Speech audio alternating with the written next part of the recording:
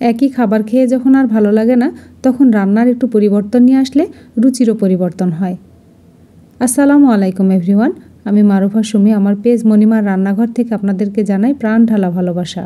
কেমন আছেন সবাই? আশা করছি সবাই খুব ভালো আছেন। আলহামদুলিল্লাহ, আল্লাহর রহমতে আমরাও খুব ভালো আছি।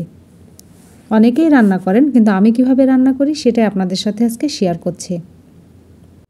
আজকের রেসিপি কালবাউস মাছ। কালবাউস মাছটা খেতে কিন্তু ভীষণ মজা। চলুন তাহলে আমরা মাছটা কেটে নিই। বাজার থেকে যদিও আমার বর মাছের আঁশ ছাড়িয়ে নিয়ে আসছে, ওর পাখনাগুলো কেটে নিয়ে আসছে, মাছ পিসও করে নিয়ে আসছে। আমি এখানে শুধু কেটে পিস পিস করে নিব রান্নার জন্য। আর ধুইতে হবে মাছটা। এইভাবে যদি ধুয়ে নিই তাহলে কষ্টটা কম হয়। এর মাজনি দিয়ে একটু ডলে নিলে মাছ পরিষ্কার করতে কষ্টটা কম হয়। এভাবে মাছগুলো আমি পরিষ্কার করে নিয়ে, আপনারা সবাই কিভাবে মাছ ধোন আমি জানি না, তবে একটা বিশেষ টেকনিক আছে। এই টেকনিকে যদি মাছ ধোন তাহলে হাতের নখগুলোও নষ্ট হবে না, হাত ভালো থাকবে এবং কাটাও লাগে না। অনেক সময় হাতে দেখা যায় যে কাটা ফুটে যায়, সেটা কিন্তু হয় না। এই যে এইভাবে যদি একটা লবণের প্যাকেট দিয়ে প্যাকেটের মধ্যে হাত ঢুকিয়ে নেবেন, নিয়ে এইভাবে মাছটা ডলে নেবেন, তাহলে দেখবেন মাছ খুব তাড়াতাড়ি ধোয়া হয়ে যাবে, হাতেও ব্যথা পাবেন না, হাত ভালো থাকবে। মাছ আমি রান্নার জন্য ভাগ ভাগ করে নিয়েছি। যেটুকু রান্না করব সেটুকু আলাদা করে রাখলাম, আর বাকিগুলো সব পিস করে ডিপ ফ্রিজে আমি রেখে দেব।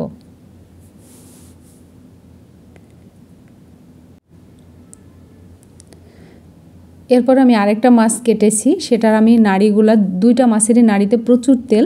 এই তেলগুলো কিন্তু আমি নষ্ট করব না বা ফেলেও দেব না, মাছের মধ্যেও দেব না। এটা আমি আলাদা করে পেঁয়াজ দিয়ে ভুনা করব। ওই রেসিপিটা আমি নিয়ে আসব, ভীষণ ভালো লাগে খেতে।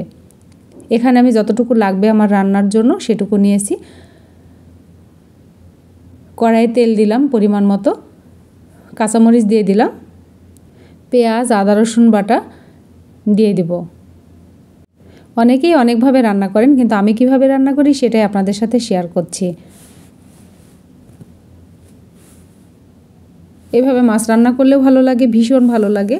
আর কালবাউস মাছটা তো অনেক মজার একটা মাছ। এখন তো অরিজিনাল মাছটা পাওয়া যায় না। শুকনো মরিচের গুঁড়া দিলাম, হলুদ দিলাম। এখানে তেলের উপরে শুকনো মরিচের হলুদ দিলে আপনার কালারটা খুব ভালো হয়। ধনিয়া জিরার গুঁড়া দিলাম, স্বাদ মতো লবণ দিলাম। মশলাটা খুব ভালো করে এখন কষিয়ে নিব। মশলা একটু কষানো হয়ে গেছে, আবারও পানি দিলাম, দিয়ে খুব ভালো করে কষিয়ে নিব মশলার ওপরে তেল চলে আসা পর্যন্ত। মশলার ওপরে তেল চলে আসছে, এবার আমি মাছগুলো দিয়ে দিলাম, দিয়ে খুব ভালো করে মাছগুলো কষিয়ে নিব। বিশেষ করে মাছের মাথাটা খুব ভালো করে উল্টে পাল্টে কষিয়ে নিতে হবে, যেন কোনো সাইডে কাঁচা না থাকে।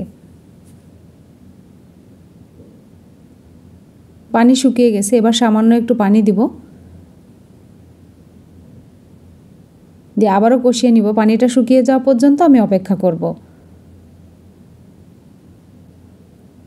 এই পানিটাও শুকিয়ে গেছে, এবার আমি ঝোল দিয়ে দিলাম একবারে। যতটুকু পরিমাণ ঝোল রাখবেন সেই হিসেব করে আপনাকে ঝোল দিতে হবে। বলক আসা পর্যন্ত অপেক্ষা করব। কড়াইয়ের চারিধার থেকে মশলাগুলো নামিয়ে দিব, নাহলে পুড়ে যাবে। বলক এসে গেছে, এবার পর্যাপ্ত পরিমাণ ঝোল কমে যাওয়ার পরে আমি নামিয়ে নিব। ঝোল কমে আসছে, আমার রান্না প্রায় শেষ। এবার চুলা অফ করে দেব। চুলা অফ করে দিয়েছি, এবার ভাজা জিরার গুঁড়া দিব।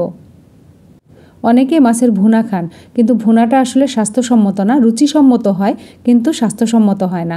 সেক্ষেত্রে আমি একটু ঝোল ঝোল করে নামিয়েছি। এটা স্বাস্থ্যসম্মত হবে, খেতেও ভালো লাগবে, তবে এতটা ঝোল থাকবে না। ঠান্ডা হওয়ার পরে ঝোলটা কিন্তু কমে যাবে।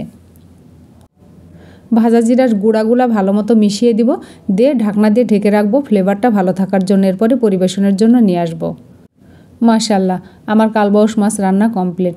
দেখতে যেমন লোভনীয় হয়েছে, খেতে ঠিক তার চেয়েও বেশি মজা হয়েছে। আমার এই রেসিপি যদি আপনাদের ভালো লেগে থাকে তাহলে লাইক, কমেন্ট, শেয়ার করতে ভুলবেন না। শেয়ার করবেন ফ্রেন্ডস অ্যান্ড ফ্যামিলির মাঝে, যারা নতুন তাদের শিখতে সুবিধা হবে। আপনাদের একটা লাইক, কমেন্ট, শেয়ার আমার রান্নার অনেক আগ্রহ বাড়িয়ে দেয়। আগামী রেসিপি নিয়ে আসা পর্যন্ত আপনারা নিরাপদ, সুস্থ, সুন্দর থাকবেন। আমাদের জন্য দোয়া করবেন। আল্লাহ হাফেজ।